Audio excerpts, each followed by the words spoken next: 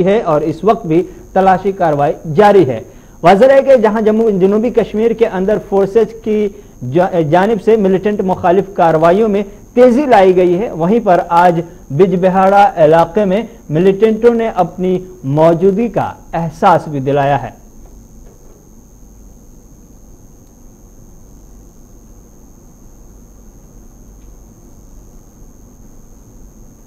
The information available is that this happened around 12:15 in the morning, and two people, they came on a scooty.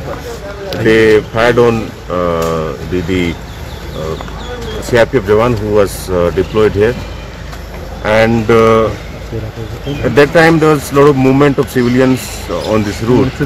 So while they were fleeing from the spot, firing towards the forces, one civilian also got injured, and subsequently he succumbed to his injuries. Now we are here, we are investigating the incident, and further details will be said with you. For nothing, abhi the SSP has also come, so we are investigating the whole issue, and then if something comes up, we'll let you know.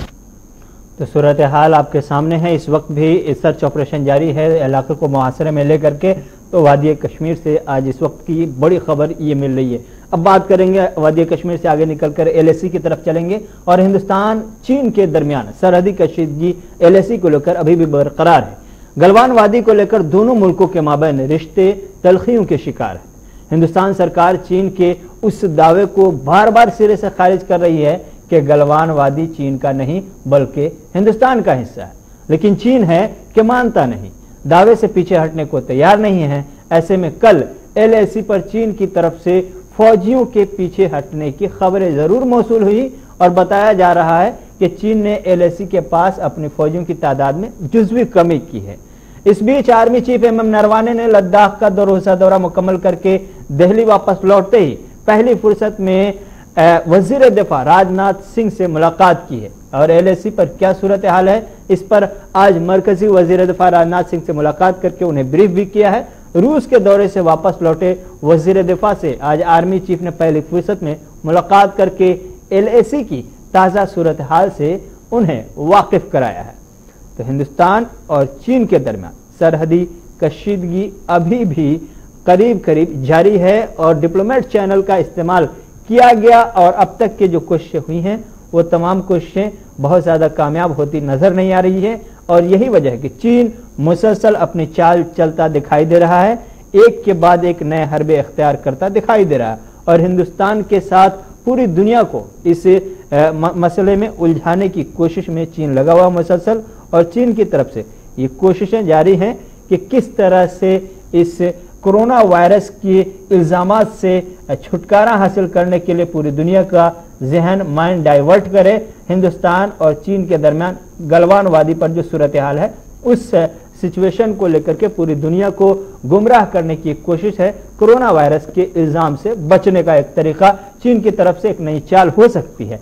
ऐसे में इस वक्त इस वक्त हिंदुस्तान और चीन के दरमियान LAC पर क्या कुछ सूरत हाल है, हिंदुस्तान और चीन के दरमियान क्या कुछ होने के इम्कानात हैं और आगे क्या कुछ हो सकता है और ताज़ा सूरत हाल क्या है LAC पर, गलवान वादी पर। हमारे साथ हमारे एग्जीक्यूटिव एडिटर इशफाक गौहर जुड़ चुके हैं। इशफाक बताएंगे सबसे पहले कि ताज़ा सूरत हाल क्या है इस वक्त जब हम बात कर रहे हैं। आपके पास LAC से क्या कुछ खबरें हैं गलवान वादी के सिलसिले में और हिंदुस्तान चीन के दरमियान जो डिप्लोमेट चैनल पर बातचीत हुई है वो तमाम बातें बहुत हद तक नाकाम हो चुकी हैं। ऐसे में आगे क्या कुछ खबरें मिल रही है इस सिलसिले में भी?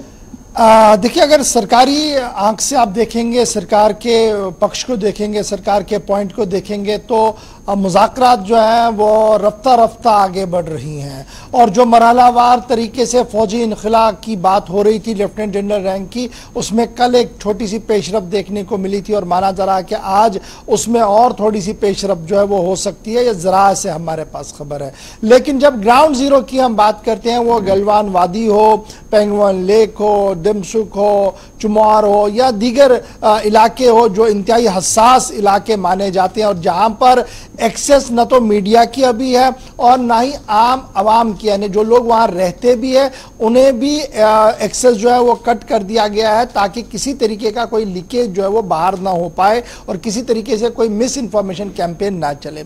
सो जितनी भी इंफॉर्मेशन आ रही है वो सोर्सेज से आ रही है। अभी दोनों तरफ से तनाव जो है लद्दाख के एंटायर बॉर्डर पर, लाइन ऑफ एक्चुअल कंट्रोल पर, वो लगातार बना हुआ है। दोनों तरफ से फौजें आमने सामने हैं, दोनों तरफ का माहौल अभी उसी तरीके का है जो माहौल हमने कुछ दिन पहले देखा था जब इंडियन साइड से जब वो पोस्ट को हटाने की बात हो रही थी और तकरीबन 20 से 22 जवान जो है वो शहीद हुए थे। तो उसके बाद तनाव को खत्म करने की कोशिश जरूर हुई लेकिन तनाव उतना ज्यादा खत्म नहीं हुआ है। एक जी जहां तक लद्दाख की हम बात करें तो सरफेस पर, जमीन पर जो है अभी फौज बिल्कुल कमर बस्ता है। एडिशनल डिप्लॉयमेंट जो है वो लगा दी गई है।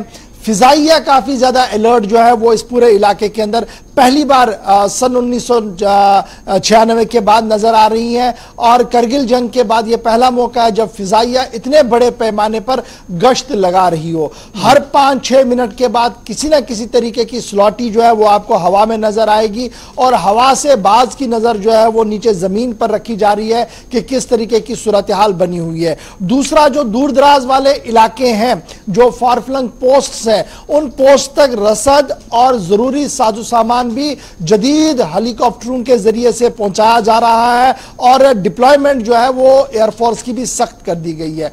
अब जहां तक चाइना का मामला है तो तीसरा महाज बचता है नेवी का। जो नेवी के एयर सीज, जितना भी हमारा एयरवेज है जमीन से, वो तो सख्त कर ही दिए गए हैं। पहाड़ों पर ऑलरेडी डिप्लॉयमेंट कर दी गई है। तो अब बचा हमारा समंदर। तो समंदर के रास्तों से भी चाइना के लिए जो मुश्किलें हैं वो पैदा की जा रही हैं। आहिस्ता आहिस्ता करके डिप्लॉयमेंट वहां पर भी बढ़ा दी गई है और जिस तरीके का बयान बैनुल-अक़वामी सतह से आ रहे हैं, अमेरिका का बयान हो, जापान का बयान हो, वो कहीं ना कहीं उनके जाती मकासद जरूर हो सकते हैं उसके पीछे, लेकिन इस वक्त में जिस तरीके के बयान आए हैं वो कहीं ना कहीं हौसला अफजाई दे रहे हैं इंडियन एस्टैब्लिशमेंट को, स्पेशली नेवी को, कि वो आगे बढ़े। तो कुल मिलाकर लद्दाख के लेकर या कुल मिलाकर जब भारत और चीन की हम बात करते हैं तो सूरत हाल अभी भी इंतहाई तशवीशनाक बनी हुई है। इशफाक, इस बीच एक खबर यह भी मिल रही है कि लद्दाख में आर्मी और एयरफोर्स की मुश्तरका जंगी मश्क को लेकर के खबर मिल रही है। क्या आपके पास इसके सिलसिले में अपडेट है? इसका क्या मतलब निकाला जाए? देखिए, ये जॉइंट मशकें जो हैं ये पिछले कई हफ्तों से जारी हैं, क्योंकि 50 दिन आज हो गए हैं पूरे डेडलॉक के। तो जब से पहली बार भिड़ंत हुई थी और उसके बाद एयरफोर्स के चीफ वहां चले गए थे, तो उससे पहले ही जॉइंट एक्सरसाइज जो है वो की जा रही है, क्योंकि इस एरिया में समंदर है नहीं, इसलिए एयर और जमीन यानी दोनों तरह से दोनों फौजें जो हैं वो उनका कोऑर्डिनेशन बेहतर हो। यही वजह है कि एयर स्लॉटी भी और ग्राउंड पर भी मशकें जो हैं वो इकट्ठे की जा रही हैं कि अगर मुश्किल से मुश्किल तरीन वक्त हो तो किस तरीके से यूनाइटेड कमांड के तहत काम किया जाए, वो मशकें जो है वो जारी की जा रही है। एक तरफ से ये है, लेकिन इसका इफेक्ट जो है वो सरहद के उस पार आपको काफी ज्यादा नजर आएगा, क्योंकि जिस तरीके से मशकें यहां हो रही है उतना ज्यादा फौजी जमाव जो है वो वहां पर भी बढ़ रहा है और पाकिस्तान के साथ लगने वाली सरहदों से भी अब इतलात इसी तरीके की आ रही है कि वहां पर भी काफी ज्यादा तनाव जो है वो देखने को मिल रहा है और वहां पर चीनी फौजी के साथ साथ पाकिस्तान के रेंजर जो है वो मुख्तलिफ इलाकों के अंदर डिप्लॉय कर दिए गए हैं। आपको याद होगा कि शाह महमूद कुरैशी का 2-3 दिन पहले जो बयान सामने आया था, उन्होंने कहा था कि भारत और चीन के बीच जिस तरीके के रिश्ते और राबते इस वक्त बन रहे हैं वो इंतहाई संगीन है और इसमें पाकिस्तान की किसी भी वक्त जो है पाकिस्तान पर हमला हो सकता है, लेकिन पाकिस्तान हर महाज पर तैयार है लड़ने के लिए। तो एक जवाब उन्होंने पैदा किया था कि देखिए हम जो कर रहे हैं हम इसलिए कर रहे हैं कि हमें डर है। तो वो भी मामला जो अभी हमारे सामने है। तो कुल मिलाकर जहां चाइना के साथ लड़ाई थी वहां चाइना और पाकिस्तान की दोस्ताना ताल्लुकात भी है, वो भी हमारे सामने, और वहां पर जिस तरीके की एस्टैब्लिशमेंट अभी डेवलप हो रही है उस पर भी भारत सरकार की गहरी नजर जो है उसकी बनी हुई है। चीन के सफीर हिंदुस्तान में जो है उन्होंने भी कल एक इंटरव्यू में दावा किया गलवान वादी को लेकर। सरकार की तरफ से, मरकजी सरकार की तरफ से क्या इस पे कुछ कमेंट्स, बयान? देखिए, मरकज की तरफ से जो हफ्तावार ब्रीफिंग होती है, वजारत खारजा के तर्जुमान की तरफ से जो कल बयान दिया गया था, आउटराइटली उसको रिजेक्ट किया गया। उससे पहले जब तीन देशों के बीच वज़राए खारजा की मीटिंग हुई थी तो उस वक्त भी वज़ीर खारजा ने गलवान वादी पर दिए गए बयान को मुस्तरद किया था और यह कहा गया था कि सन 65 से लेकर तवारीखी शवाहिद को जब आप देखेंगे, सन 75 की भी बात उन्होंने कही थी कि आप तवारीख का मुताला कीजिए और आपको पता लगेगा कि गलवान वादी जो है वो भारत का हिस्सा रही है और रहेगी भी। और जिस तरीके से फॉल्स क्लेम पेश किया जा रहा है चाइना की तरफ से, उसे आउटराइटली रिजेक्ट किया गया है। कल जब आप जो चाइना के सफीर खास यहां दिल्ली के अंदर मौजूद है, उन्होंने कल एक निजी एजेंसी को एक इंटरव्यू दिया था और उस डिटेल इंटरव्यू को उन्होंने खुद अपनी वेबसाइट पर भी बाद में अपलोड किया था ट्रांसलेशन के साथ। तो उसमें उन्होंने सीधे सीधे हम जो निशाना बनाया था वो भारत सरकार की पॉलिसीज को बनाया था, भारत सरकार की तरफ से जो सिचुएशन अभी हमने बनाई है उसको बनाया था कि देखिए गलवान वादी में जिस तरीके का दावा पेश किया जा रहा है वो मुस्तरद उन्होंने किया था। तो अभी डिप्लोमेटिक तनाव जो है वो काफी ज्यादा है, लेकिन जो बयान उन्होंने गलवान के हवाले से दिया था उसको आउटराइटली वजारत खारजा और हुकूमत की तरफ से मुस्तरद कर दिया गया है। इशफाक, आखिरी सवाल यह भी है कि हम देख रहे हैं मुसलसल डिप्लोमेट चैनल से बातें हुई, जो भी रास्ते अख्तियार किए गए, चाहे वो वज़ीर खारजा की बात हो या कोर कमांडर लेवल की या लेफ्टिनेंट जनरल सतह की, ये तमाम बातें हो चुकी हैं। ऐसे में मसला हल होता हुआ दिखाई नहीं दे रहा, तो फिर क्या ऐसे में बस एक उम्मीद सालसी किसी दूसरे मुल्क को सालसी की गुंजाइश जो अब तक के कहा जा रहा था कि जब रूस ने कहा, इनकार किया कि दोनों मुल्क आपस में अहलियत हैं, अहल लगते हैं कि मिलजुल कर बात को मसले को हल करें, अमेरिका को हमने पहले ही इनकार कर दिया था, तो ऐसे में अब बातचीत का कौन सा रास्ता बच जाता है जिसके बाद उम्मीद हो कि हाँ ये मसले हल हो जाएंगे बातचीत से?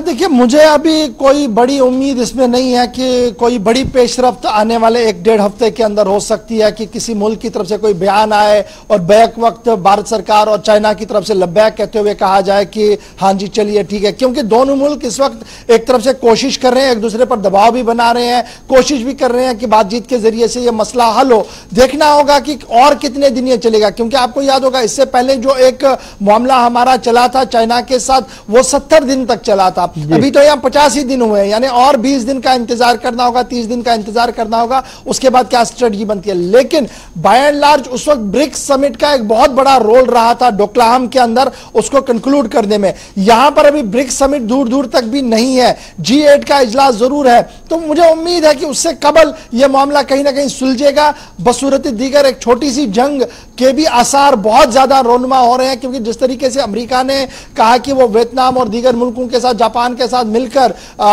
जो समंदरी रास्ते हैं जो चाइना की ओर जाते हैं वहां पर वो अपनी डिप्लॉयमेंट करेगा, और चाइना ने कहा कि अगर भारत पाकिस्तान अमेरिका की तरफ से डिप्लॉयमेंट की गई तो ये उनके दरवाजे पर सीधे दस्तक होगी जंग की, तो वो इसका दिफा नहीं करेंगे बल्कि इसका जवाब देंगे। तो सीधी सी बात है, एक हल्की फुल्की जंग भी कहीं ना कहीं देखने को मिल सकती है अगर सिचुएशन बहुत जल्दी काबू में नहीं लाई गई।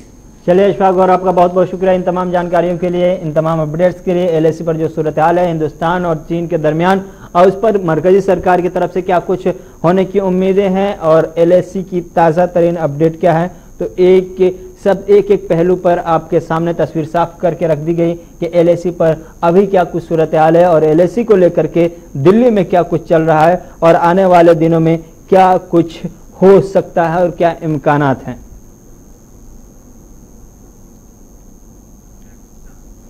इधर जम्मू इंटरनेशनल बॉर्डर पर भी अलर्ट जारी कर दिया गया है। चीन से तनातनी के बीच पाकिस्तान की तरफ से मुसलसल सीज फायर वायलेशन की खबरें मिल रही हैं। यही वजह है कि ताज़ा पेशरफ्त को देखते हुए जम्मू इंटरनेशनल बॉर्डर को भी हाई अलर्ट पर रखा गया है और दुश्मनों की नापाक हरकतों से मुल्क को बचाए रखने के लिए हर बारीक तरीन पहलुओं का जायजा लेकर इक़दाम किए जा रहे हैं।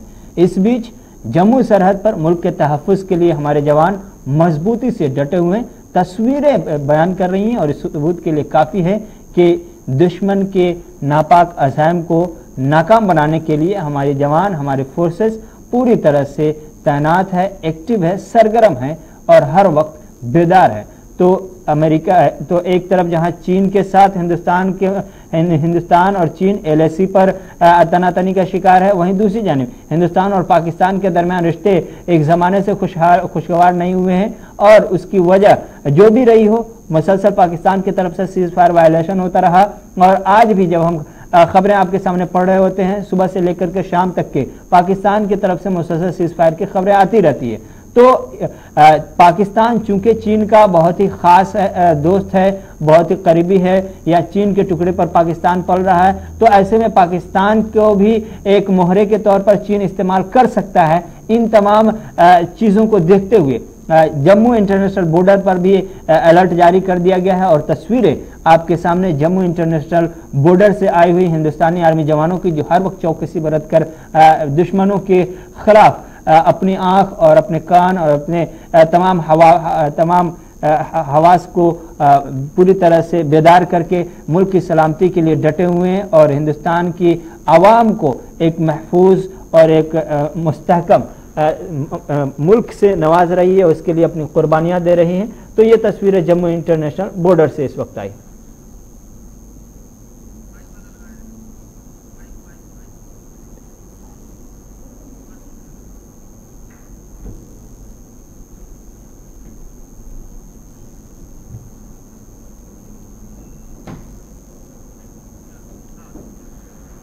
अमेरिका हिंदुस्तान और चीन के दरमियान जो इन दिनों तलखियां हैं, अमेरिका की उस पर खास नजर है। ऐसे में अमेरिका ने हिंदुस्तान के साथ अपनी दोस्ती निभाते हुए एक बड़ा फैसला लिया है।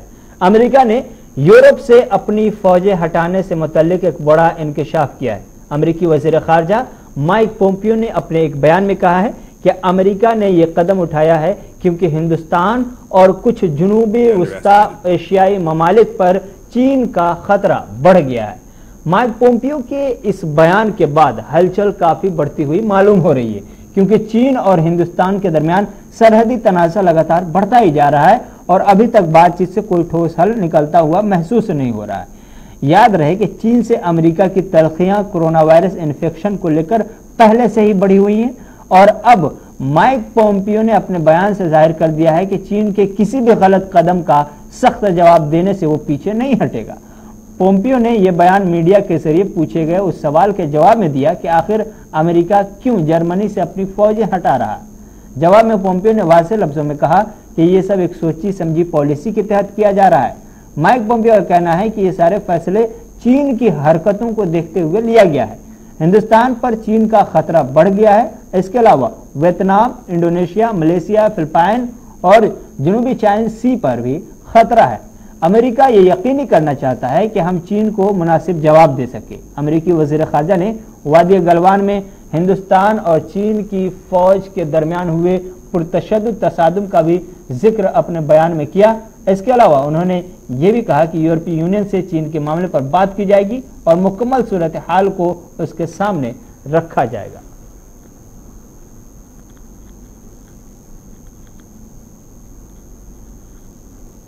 So we really went to back fundamentally relook what is the nature of the conflict, what's the nature of the threat, and how should we allocate our resources, whether that's our resources in the intelligence community, our resources from the Air Force and the Marines and the Army, our broad set of allocation of security apparatus, our ability to counter cyber threats. How do we allocate them? What's the best way to do this? And the decision that you see the president made with respect to Germany is an outcome from a collective set of decisions about how we're going to posture our resources around the world. I'll close with this last thought on in answer to your question. This is going to dictate that in certain places there will be fewer American resources. There'll be other places. I just talked about the threat from the Chinese Communist Party. So now threats to India, threats to Vietnam, threats to Malaysia, Indonesia, South China Sea challenges, the Philippines. We're going to make sure we're postured appropriately to counter the PLA. We think that's the challenge of our time, and we're going to make sure we have resources in place to do that. To the extent that that change, the difference in what the United States decides to do, impacts adversely a threat someplace, it may be that other nations need to step up and take responsibility for their own defense in ways that they hadn't done previously. So we want to do this in full consultation with all of our partners all around the world, and certainly our friends in Europe. Basic facts. China's been ruled by a brutal authoritarian regime.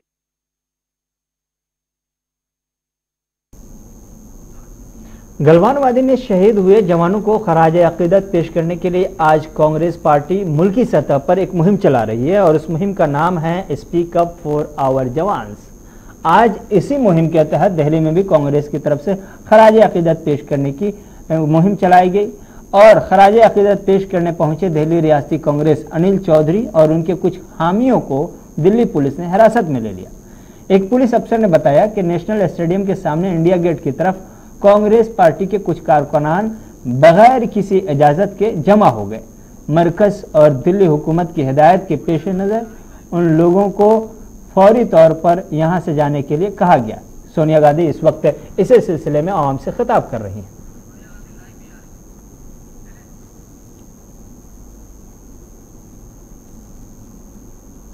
मौजूदगी एवं अनेकों बार चीनी घुसपैठ की चर्चा करते हैं। हमारी फौज के जनरल, रक्षा एक्सपर्ट एवं समाचार पत्र सैटेलाइट तस्वीरें दिखाकर भी चीनी घुसपैठ की पुष्टि कर रहे हैं। आज जब हम शहीदों को नमन कर रहे हैं तो देश जानना चाहता है कि अगर चीन ने लद्दाख में हमारी सरजमी पर कब्जा नहीं किया जैसा प्रधानमंत्री कहते हैं, तो फिर हमारे 20 सैनिकों की शहादत क्यों और कैसे हुई? चीन की सेनाओं द्वारा घुसपैठी करके लद्दाख इलाके में कब्जा की गई हमारी सरजमी को मोदी सरकार कब और कैसे वापस लेगी? क्या चीन द्वारा गलवान घाटी व पंगोंग त्सो इलाके में नए निर्माण और नए बंकर बना हमारी भूभागीय अखंडता का उल्लंघन किया जा रहा है? क्या प्रधानमंत्री इस स्थिति पर देश को विश्वास मिलेंगे? आज पूरा देश सेना और सैनिकों के साथ अधिक रूप से खड़ा है। सरकार को चाहिए कि भारतीय सेना को पूरा समर्थन, सहयोग और ताकत दे। यही सच्ची देशभक्ति है। जय हिंद। तो सोनिया गांधी को आप सुन रहे थे। सोनिया गांधी ने बाज़ाब्ता तौर पर मरकजी सरकार को गलवान वादी में हुए उस वाक़े पर घेरने की कोशिश की है और गलवान वादी को लेकर के, LAC को लेकर के मरकजी सरकार की तरफ से जो सफाइयां दी जा रही हैं, जो बयान दिए जा रहे हैं, उस पर मरकजी सरकार को घेरते हुए कहा गया है कि चीन ने जमीन पर हमारे कब्जा कर लिया, लेकिन मरकजी सरकार आवाम को गुमराह कर रही है। तो ये बाज़ाब्ता तौर पर सोनिया गांधी की तरफ से पैगाम था। लेकिन दिल्ली में जो कुछ हुआ, दिल्ली में अनिल चौधरी को जिस तरह से गिरफ्तार किया गया और जो खराज अकीदत पेश करने की मुहिम चलाई गई, और रणदीप सुरजेवाला जो पार्टी के मीडिया इंचार्ज हैं, तर्जुमान हैं, उन्होंने भी अपनी राय रखी है। उन दोनों को भी एक बार सुनिए कि वो इस मौके से क्या कुछ कहते हैं। पूरा देश और हर कांग्रेस जन शहीदों को सलाम दिवस मना रहा है। आज हर जगह श्रद्धांजलि, आज हर जगह सेना को नमन, आज हर जगह सैनिकों के शौर्य को नमन किया जा रहा है। हमारे 20 बहादुर सैनिकों ने समेत कर्नल बी संतोष बाबू गलवान घाटी में भारत मां की रक्षा करते हुए सर्वोच्च कुर्बानी दी। देश उनके बलिदान को नमन करता है और पूरा देश और हर कांग्रेस जन हमारी सेना और सैनिकों के साथ दृढ़ता से खड़ा है। परंतु सरकार की जिम्मेवारी क्या है? क्या यह सही नहीं कि गलवान घाटी में जहां हमारे सैनिकों ने कुर्बानी दी थी, वहां पर वापस चीनी सैनिकों ने कब्जा कर लिया है? क्या हमारे सैनिकों की कुर्बानी और बलिदान व्यर्थ चला जाएगा और मोदी सरकार सोती रहेगी, कोई कार्यवाही नहीं करेगी? क्या यह सही नहीं कि पेंगोंग त्सो लेक इलाके के अंदर फिंगर 4 से फिंगर 8 के बीच में फिर चीनियों ने कब्जा कर लिया है, नए बंकर और नए निर्माण कर लिए हैं, परंतु हमारी सरकार कर क्या रही है? क्या यह सही नहीं कि गलवान घाटी नदी के रिवर बेड के ऊपर चीनियों ने बड़ी संख्या में सेना का जमावड़ा कर रखा है और नई सड़कें बना रहे हैं, परंतु मोदी सरकार कर क्या रही है? हमारी जमीन चीन के कब्जे से कब और कैसे मोदी जी वापस लेंगे? सवाल सीधा ये है, सवाल सीधा ये है। हम नहीं कहते लाल आंख करके देखिए, हम नहीं कहते कि बहुत मजबूत नेतृत्व है आपका, परंतु इतना कमजोर नेतृत्व मत दिखाइए कि आप हमारी सेना का मनोबल तोड़ दें। आज दिन है, पूरे देश का सेना के साथ खड़े होने का, परंतु सरकार से सवाल पूछने का, हमारी जमीन वापस कब मिलेगी, कैसे मिलेगी, चीन के कब्जे से कैसे छुड़वाएंगे और हमारी सेना का मनोबल इकट्ठे होकर, एकजुट होकर कैसे बढ़ाएंगे। यही सच्चा राजधर्म और सच्ची देशभक्ति है। जय हिंद। जिस तरह से हिंदुस्तान की सीमा पर चाइना के साथ कर्नल संतोष बाबू और 19 लोगों की शहादत हुई है, उन्हीं को पुष्प अर्जित करते हुए आज कांग्रेस पार्टी पूरे देश के अंदर शहीदों को सलाम दिवस मना रही है और उन शहीदों को याद कर रही है।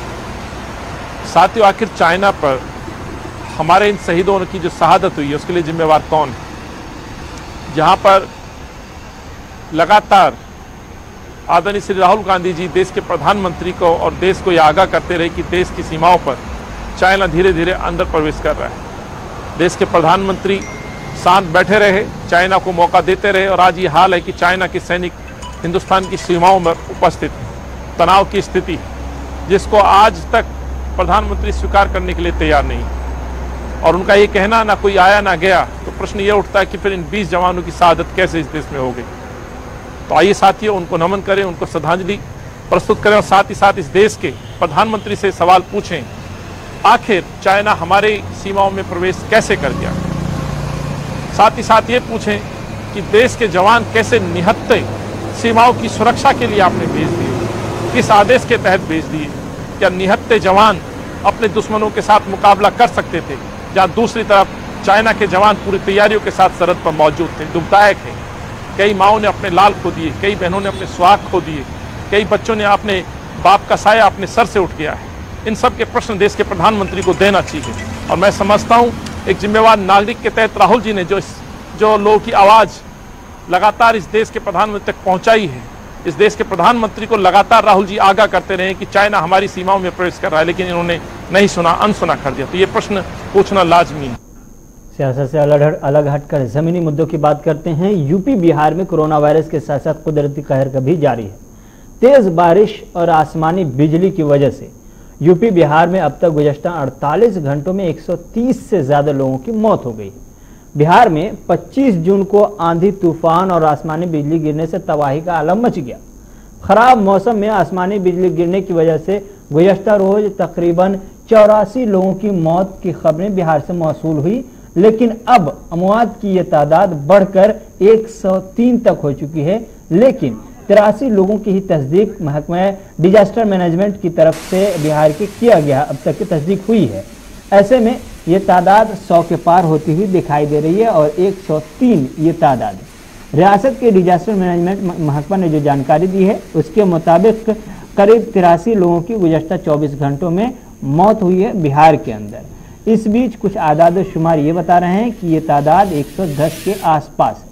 बिहार में बिजली की वजह से आसमानी बिजली गिरने की वजह से मरने वालों की तादाद बढ़ती जा रही है और ये तादाद कोरोना वायरस से मरने वालों की तादाद से बहुत ज़्यादा हो गई। इस बीच यूपी बिहार में आइंदा 72 घंटों के लिए अलर्ट भी जारी कर दिया गया है। वहीं सीएम नीतीश कुमार ने हलाक शुदगान के अहले खाना को 4-4 लाख रुपए मुआवजा देने का ऐलान किया है। इस बीच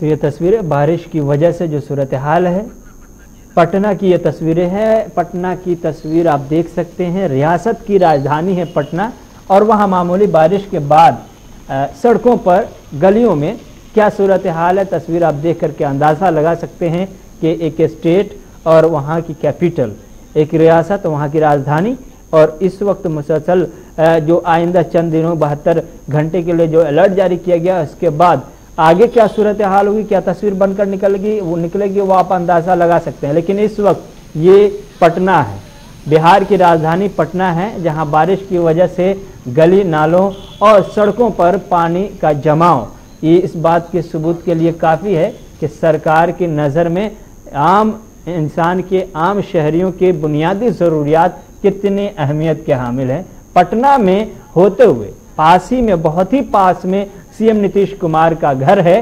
15 सालों से बिहार पर राज कर रहे हैं और बिहार की सरकार संभाल रहे हैं।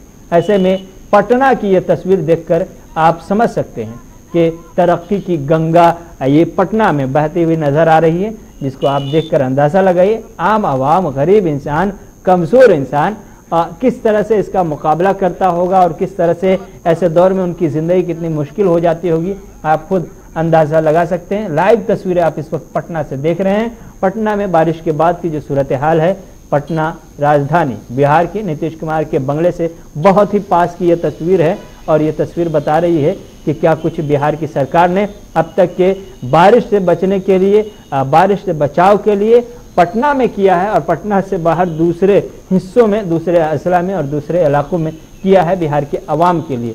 आपको याद होगा कि इससे पहले वाली बारिश में बिहार की राजधानी पटना में पानी के जम जाने की वजह से कई दिनों तक के पानी जमा रहा। उसमें हमने मरकजी वजीर राम कृपाल को भी देखा कि वो पानी में किस तरह से गिर गए थे। हमने सुशील मोदी को देखा कि किस तरह से वो फंसे हुए थे बाज़ाब्ता तौर पर अपने घरों में कई दिनों तक के।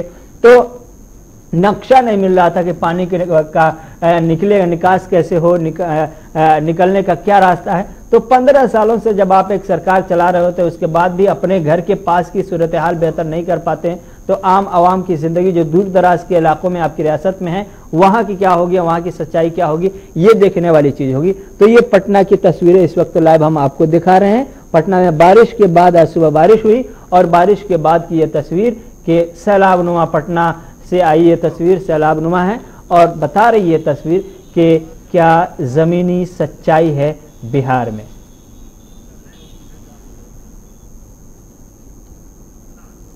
एक और जमीनी सच्चाई की तरफ लाते हैं आपको। हिंदुस्तान में पेट्रोल और डीजल की कीमतें लगातार बढ़ती जा रही है। ये इंसानी जिंदगी की रोजमर्रा जिंदगी से जुड़ी हुई चीजें हैं। 20वें दिन भी इसमें इजाफा दर्ज किया गया। दिल्ली में आज पेट्रोल की कीमत में 21 पैसे फी लीटर का इजाफा हुआ और डीजल की कीमत में 17 पैसे फी लीटर का इजाफा दर्ज किया गया। इस तरह से अब दिल्ली में 1 लीटर पेट्रोल की कीमत 80 रुपये 13 पैसे हो गई है और 1 लीटर डीजल के लिए आपको 80 रुपये 19 पैसे अदा करने होंगे। यानी गुज़श्ता 20 दिनों में डीजल पर 10 रुपया 80 पैसा यानी करीब करीब 11 रुपया महंगा हुआ है, बढ़ा है, जबकि पेट्रोल की कीमतों में भी तकरीबन 10 रुपये का इजाफा हुआ है। ऐसे में आम आवाम जिसकी ज़िंदगी में पेट्रोल और डीजल की ख़ास अहमियत है, रोज़ाना की ज़िंदगी में जो 2 व्हीलर 4 व्हीलर 3 व्हीलर का इस्तेमाल करते हैं अपने रोज़ाना के कामकाज में, उनके लिए ये कितना मुश्किल भरा वक्त होगा। कहाँ 50 से 60 रुपये के बीच में ये कीमतें थी, अब 80 रुपये के पार हो चुकी है। तो फिर अंदाज़ा लगा सकते हैं कि आम आवाम के लिए कितना मुश्किल वक्त चल रहा है, ख़ासतौर से वो लोग जो पेट्रोल डीजल की से जुड़े हुए हैं, जिनकी ज़िंदगी से पेट्रोल डीजल का वास्ता है, जो अपने किसी न किसी नहिए से इसका इस्तेमाल करते हैं या इसको ख़रीदते हैं, तो उनके लिए कितना मुश्किल होगा और उनके जेब पर क्या कुछ गुजरता होगा। एक बार अवामी राय क्या कुछ है वो भी हम आपको सुनवाना चाहेंगे। सर, पेट्रोल के दाम बढ़ रहे हैं। अब मेरा फैन का बिजनेस है तो मेरे को उसमें भी लॉस हो रहा है, क्योंकि हमारी गाड़ियाँ जाती है बाहर, तो गाड़ियाँ बाहर जाती है। पहले आप जो सोच रहे हो 78 79 कुछ था पहले, तो अब वो 72 था अभी तो आई थिंक पहले। तो अब रेट 10 दिन से बढ़ रहे हैं। अब वही लगा लो कि जो हमें बचत होनी चाहिए थी। अब एक तो लॉकडाउन में वैसे भी काम नहीं है, मैं एशिया की सबसे बड़ी मार्केट में बैठता हूँ, तो आप सोच लो कि वहाँ पर ऐसा सीन है कि आपको बंदा से बंदा नहीं दिखेगा, ऐसा लगता है रोज मंडे है, हॉलीडे है। और जब हमारे व्हीकल बाहर जाते हैं तो हमें जो 10-5 रुपये बचने होते हैं वो भी नहीं बच रहे हैं आजकल। मतलब रोटी के मतलब बोलते हैं ना, वो हो गए हैं। आप सोच लो कि अगर बंदा यहाँ से भवाना जा रहा है ना सामान लेके, तो वो बंदा सोचता है कि 10 रुपये बचा लूँ, 10 रुपये का पेट्रोल मतलब कम डलवा के बचा लूँ, पर अब वो कर ही नहीं सकता, क्योंकि 10 दिन से रेट बढ़ रहे, ऊपर नीचे यही हो रहा है। और दिल्ली की मतलब आपको पता है कंडीशन कैसी हो रखी है। पेट्रोल का दाम एकदम से बढ़ गया है, दिक्कतें तो हो ही रही है, क्योंकि काम धंधा भी ऐसा है नहीं अभी, और जो जॉब करते हैं वहाँ पे भी सैलरी पूरी नहीं मिल रही, कट कुटा के मिलती है आधी करीब। तो अब दिक्कत तो हो रही है, अब एकदम पेट्रोल के दाम बढ़ गए। जिस तरह ये पेट्रोल और डीजल के रेट बढ़ रहे। और इस वक्त आपको सीधे मरकजी वजीर HRD मिनिस्टर रमेश पोखरियाल खिताब कर रहे हैं, उनसे रूबरू कराते हैं। हृदय की गहराई से धन्यवाद प्रकट करना चाहता हूं कि हमारे बच्चों की सुरक्षा की दृष्टि से उन्होंने इस प्रस्ताव पर अपनी सहमति और हमको अपना आशीर्वाद दिया है। तो बच्चों में मेरी शुभकामना कि अब जो ये आपकी बची हुई परीक्षाएं थी हाई स्कूल और इंटर की, अब ये जो आपकी परीक्षाएं हो चुकी हैं उन्हीं परीक्षाओं के मूल्यांकन के आधार पर आपका परीक्षा परिणाम घोषित होगा। सीबीएसई ने तय किया है कि आपके सभी परीक्षा परिणाम 15 जुलाई तक वो घोषित कर देगा। और ऐसी स्थिति में यदि आपको ऐसा लगे कि आपके नंबर कुछ कम आ रहे हैं या मन में कहीं कसक रह जाए कि नहीं यदि परीक्षाएं होती तो मैं बहुत ज़्यादा अच्छा कर सकता था, तो आपके लिए उसके लिए भी बहुत विकल्प खोला हुआ है। यदि आपको लगेगा 15 जुलाई जब आपका परीक्षा परिणाम घोषित हो जाएगा और आपको लगेगा कि नहीं आपको एक बार परीक्षा देनी ज़रूरी है ताकि आप और अच्छे तरीके से कर सकते हैं, तो इसके लिए आपके लिए विकल्प खुला रहेगा। आप परीक्षाएं दे सकते हैं और आप को लगेगा कि नहीं परीक्षा की ज़रूरत नहीं है तो ये निर्णय आपके हाथ पर हमने छोड़ा हुआ है। मेरी आपको शुभकामनाएं कि आप अब बहुत मस्ती के साथ रहें और अपने भविष्य की तैयारियों को आप करें। लेकिन जो परीक्षा आगे देने का विकल्प होगा उन्हीं बच्चों को होगा जो ये छूटी हुई जो रद्द परीक्षाएं हुई हैं उन्हीं को होगा कि यदि उनको लगता है कि उसके इस मूल्यांकन के आधार पर उसका रिजल्ट अच्छा नहीं है तो उसके लिए बहुत अच्छा है, आपके लिए एक अच्छा विकल्प हो जाएगा कि आप परीक्षा भी दे सकते हैं उन विषयों में। तो मेरी शुभकामना अभिभावकों को भी, क्योंकि आप भी काफ़ी तनाव में रहे होंगे इस बीच, अभिभावकों अध्यापकगण हों छात्र हों, तो हम हमेशा आपके साथ हैं। हमारी पहली प्राथमिकता छात्र की। तो मरकजी वज़ीर रमेश पोखरियाल ने साफ लहजे में साफ सुथरे अल्फाज में बता दिया है सीबीएसई और आईसीएस के तलबा को 10वीं और 12वीं के जमात के तलबा को जिनके इम्तहानात बकिया अब नहीं होने हैं, जिन्हें कैंसिल कर दिया गया है, उन्हें कहा गया है कि अब आपके पास दो ऑप्शन है। पहला ऑप्शन ये है कि आप के पिछले जितने भी असाइनमेंट हैं, आपके पिछला जो रिजल्ट रहा है, 3 जो फार्मूला है, जो पिछले 3 जो नतायज रहे हैं उसको देखते हुए मार्किंग की जाएगी, आपको नंबरात दिए जाएंगे। एक ये। दूसरा ये कि अगर आपको लगता है कि हमारा जो पिछला रिजल्ट है या पिछले जो सेमेस्टर गुजरे हैं या पिछला जो असाइनमेंट दिया गया था, जो कुछ किया है आपने, जो नंबरात आए हैं, उन तमाम की बुनियाद पर आपके रिजल्ट में कुछ हद तक कमी आ सकती है, अच्छा रिजल्ट आपकी नज़र में नहीं है, तो फिर आप ऐसा कर सकते हैं कि आपके पास ऑप्शन है कि आप फिर से जब सिचुएशन नॉर्मल होंगे तो फिर सीबीएसई आईसीएसई के 10वीं 12वीं जमात के जो बकिया इम्तहानात है वो आप देने के लिए आज़ाद हैं। आपके पास दोनों ऑप्शन है, आप इम्तहान देना चाहें तो दे सकते हैं, आपके उसमें जो नंबरात आएंगे वो फाइनल माने जाएंगे। अगर आप नहीं देना चाहते हैं तो उसके लिए भी आज़ाद है। आपके जो पुराने 3-4 जो सेमेस्टर के एग्जाम्स हैं उसमें जो मार्क्स हैं, जो नंबरात आए हैं, उसकी बुनियाद पर आपको फाइनल मार्किंग दी जाएगी, फाइनल रिजल्ट आपका दिया जाएगा। तो ये सीबीएसई के 10वीं और 12वीं जमात के तलबा के लिए बहुत ही अच्छी और करामत खबर है। इधर दूसरी जानिब पेट्रोल और डीजल की बढ़ती कीमतों को लेकर यूपी में समाजवादी पार्टी ने आज एहतजाज मुजाहरा किया है। यूपी के लखनऊ में समाजवादी पार्टी कारकुनान ने हुकूमत से मुतालबा किया कि वो पेट्रोल और डीजल की कीमतों में कमी करे। एहतजाज मुजाहरे के दौरान हुकूमत के खिलाफ नारेबाजी भी की गई। इस दौरान यूपी पुलिस ने मुजाहरा करने वालों को मुंतशिर करने के लिए लाठी चार्ज भी किया। कुछ कारकुनान को पुलिस ने हिरासत में भी लिया। तो तस्वीरें आप देखकर अंदाजा लगा लीजिए कि किस तरह से प्रोटेस्ट किया गया और पुलिस ने किस तरह से इस प्रोटेस्ट पर काबू पाने की कोशिश की।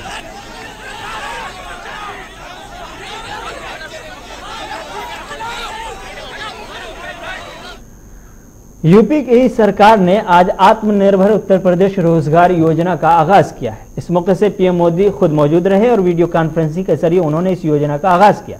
इस मौके से पीएम मोदी ने आत्मनिर्भर भारत की मुहिम और यूपी सरकार की कोशिशों पर खुलकर बात की। देखिए भाइयों बहनों, श्रम की जो ताकत होती है वो हम सभी ने महसूस की है। इसी शक्ति का आधार बना भारत सरकार द्वारा शुरू किया गया गरीब कल्याण रोजगार अभियान, प्रधानमंत्री गरीब कल्याण रोजगार अभियान, आज इसी शक्ति ने आत्मनिर्भर उत्तर प्रदेश रोजगार अभियान को प्रेरणा दी है। यानी केंद्र सरकार की योजना को योगी जी की सरकार ने क्वालिटेटिव गुणात्मक और क्वांटिटेटिव संख्यात्मक दोनों ही तरीके से विस्तार दे दिया है। यूपी सरकार ने न सिर्फ इसमें अनेक नई योजनाएं जोड़ी हैं, लाभार्थियों की संख्या बढ़ाई है, बल्कि इसे आत्मनिर्भर भारत के लक्ष्य के साथ भी पूरी तरह जोड़ दिया है, क्लब कर दिया है। और आपने सुना होगा, मैं हमेशा कहता हूं डबल इंजन। मैं जिस डबल इंजन की बात हमेशा करता हूं, ये प्रयास आत्मनिर्भर उत्तर प्रदेश रोजगार अभियान इसका बहुत उत्तम उदाहरण है। और मुझे पूरा विश्वास है कि योगी जी के नेतृत्व में जिस तरह आपदा को अवसर में बदला गया है, जिस तरह योगी जी और उनकी पूरी टीम जी जान से जुटे हैं, देश के अन्य राज्यों को भी इस योजना से बहुत कुछ सीखने को मिलेगा। हर कोई इससे प्रेरणा पाएगी। मुझे उम्मीद है। अभी बात यूपी की हो रही है, तो यूपी से ही एक बड़ी खबर आ रही है कि पूरे हिंदुस्तान में एक तरफ जहां कोरोना वायरस का कहर जारी है, वहीं दूसरी तरफ कुछ ऐसे शहर हैं जहां कोरोना इन्फेक्शन की रफ्तार तेज होती दिखाई दे रही है। इन शहरों में नोएडा भी शामिल है और इसीलिए जिला में नाइट कर्फ्यू के घंटों में थोड़ा इजाफा करने का फैसला किया गया। पुलिस कमिश्नर के मीडिया इंचार्ज पंकज कुमार सिंह ने जानकारी देते हुए बताया कि 17 जून को मेरठ डिवीजन में कोरोना वायरस के इन्फेक्शन को कंट्रोल करने के लिए उत्तर प्रदेश के वजीर आला योगी आदित्यनाथ की सदारत में एक मीटिंग हुई थी। मीटिंग में कोरोना वायरस इन्फेक्शन को रोकने के लिए नाइट कर्फ्यू बढ़ाने की हिदायत दी गई थी। पंकज कुमार सिंह ने बताया कि मीटिंग में दी गई हिदायत की बुनियाद पर नोएडा में इन्फेक्शन के फैलाव को रोकने के लिए नाइट कर्फ्यू का वक्त रात 8 बजे से सुबह 6 बजे तक कर दिया गया है। सभी मुतल्लका पुलिस एहलकारों के इस हिदायत पर अमल को यकीनी बनाने की बात कही गई है। ये पुलिस एहलकार आवाम से गुजारिश करेंगे कि वो बतौर खुद इस हिदायत पर अमल करें। तो नोएडा की इंतजामिया की तरफ से और नोएडा में बड़ा फैसला, नाइट कर्फ्यू में इजाफा किया गया है। 8 बजे से सुबह 6 बजे तक कर दिया गया है। ये वक्त 2 घंटे का इजाफा है। तो नोएडा की आवाम के लिए और नोएडा में बढ़ते कोरोना वायरस को देखते हुए इंतजामिया ने नोएडा की आवाम के लिए एक बड़ा फैसला किया है और रात के कर्फ्यू में इजाफा कर दिया गया है। तो एक बड़ी खबर नोएडा से निकलकर सामने आ रही है।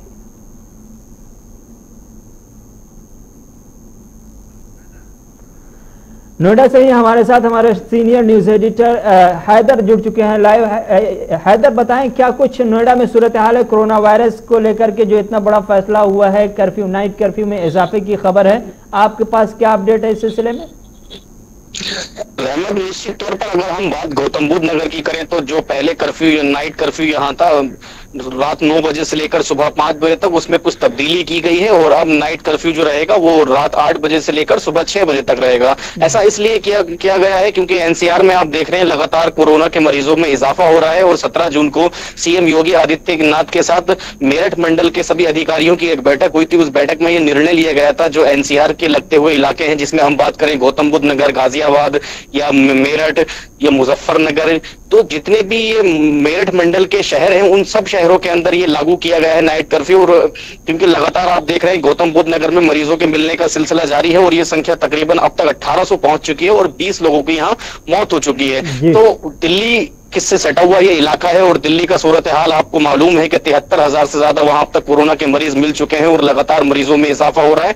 तो सरकार जो है ये चाहती नहीं है कि गौतम बुद्ध नगर का हाल भी कुछ दिल्ली जैसा हो जाए, क्योंकि एक ही इलाका है, एनसीआर में लगता है, तो इसलिए ये कदम उठाया गया है। और पुलिस कमिश्नर ने साफ तौर पर गौतम बुद्ध नगर पुलिस कर्मियों को ये निर्देश दिया है कि आप ये सुनिश्चित करें कि नाइट कर्फ्यू का पालन हो, और जनता से भी अपील की है कि आप रात में 8 बजे के बाद ना निकलें, वरना आपका चालान काट दिया जाएगा। एक और यहाँ बहुत बड़ी कार्रवाई की बात की है पुलिस अधिकारियों ने, साफ तौर पर कहा है कि अगर आप सार्वजनिक जगहों पर थूकते हैं या बिना मास्क के आप निकलते हैं ऐसी जगहों पर, तब भी आपका चालान कट सकता है। अगर हाँ बात करें नाइट कर्फ्यू में कुछ एसेंशियल कमोडिटीज को जरूर छूट दी गई है, या मेडिकल इमरजेंसी में अगर कुछ लोग हॉस्पिटल जाना चाहते हैं तो उनको भी रियायत दी गई है। इसके अलावा तकरीबन जो भी लोग निकलेंगे उनको रोका जाएगा और उनका चालान काट दिया जाएगा। जी रहमत।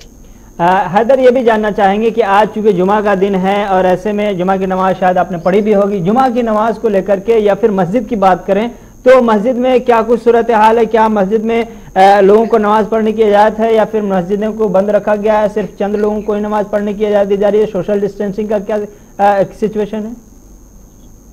रहमत, अगर हम बात करें गौतम बुद्ध नगर नोएडा की जामा मस्जिद की, तो जो नोएडा के अंदर जामा मस्जिद है उसमें जब हम गए तो वहां के हमने सूरत हाल ये देखा कि उस मस्जिद को अभी भी एहतियात के तौर पर बंद रखा गया है, और जो मस्जिद का स्टाफ है सिर्फ वही उसके अंदर नमाज पढ़ रहे हैं। उसकी ये वजह बताई गई है कि जो मस्जिद के आसपास का इलाका है वो अभी भी कंटेनमेंट जोन में है, जिसकी वजह से ये मस्जिद के जो इमाम है उन्होंने ये फैसला लिया है कि जब तक ये पूरा इलाका पूरी तरह से कंटेनमेंट जोन के बाहर नहीं आ जाता तब तक हम यहाँ मस्जिद में आम लोगों के लिए दरवाजा नहीं खोलेंगे, आम लोगों को आने की इजाजत नहीं देंगे। हालांकि जो नोएडा के अंदर एक तो मस्जिदें खुली हैं और उनमें आज जो नमाज हुई है, अगर मैं उसकी बात करूं तो मस्जिदों में संख्या कम नजर आई है, और साथ ही सफों जो मस्जिद के अंदर सफे बिछाई जाती हैं जिस पर खड़े होकर नमाज अदा की जाती है, उसमें जरूर डिस्टेंसिंग कुछ मेंटेन कराई गई है ये मस्जिद मैनेजमेंट की तरफ से। तो ये एक अच्छी खबर है, क्योंकि सब जानते हैं कोरोना में सोशल डिस्टेंसिंग का एक अहम रोल है, तो उसकी वजह से मस्जिदों के अंदर भी ये चीज देखने को मिल रही है। थोड़ा गैप जरूर बढ़ा दिया गया है। पहले आप जानते हैं कि बेहतर कि हमारे यहाँ कंधे से कंधा इबादत गाहों का क्या किससे के मतलब क्या खबर है? मंदिर हो, गिरजाघर हो, गुरुद्वारा हो?